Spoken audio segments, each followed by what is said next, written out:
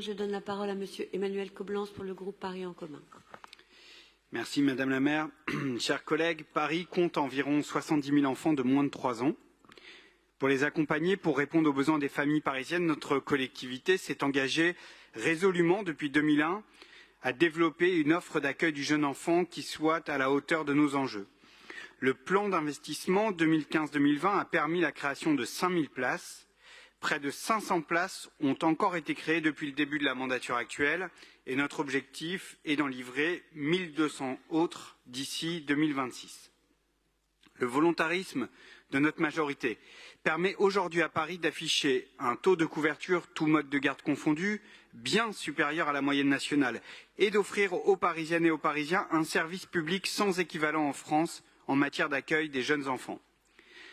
Alors, bien évidemment, le nombre de places ne serait rien si on ne s'assurait pas d'avoir un personnel bien formé et en nombre suffisant. Et comme toutes les collectivités actuellement, Paris fait face aux difficultés de recrutement dans le secteur de la petite enfance.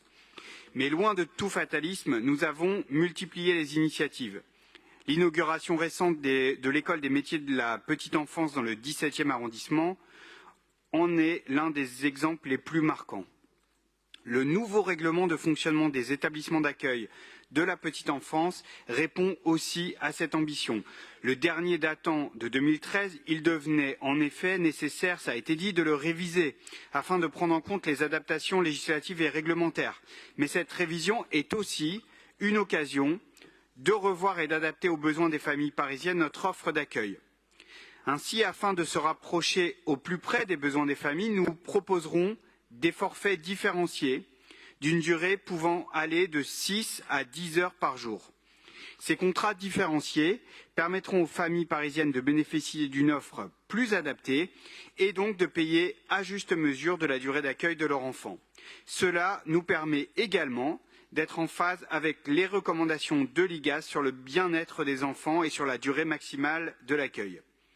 Ce nouveau règlement de fonctionnement des établissements d'accueil de la petite enfance a été travaillé étroitement, c'est important de le dire, avec les mairies d'arrondissement et des réunions auront lieu encore au premier semestre 2024 pour adapter chacun de ces règlements de fonctionnement aux spécificités locales pour les points qui ne figurent pas dans le socle commun. On le voit, tout ce travail s'inscrit dans une démarche plus globale de notre collectivité, celle d'une amélioration de la relation à l'usager et d'un service public qui soit de qualité, accessible à tous. Je vous remercie.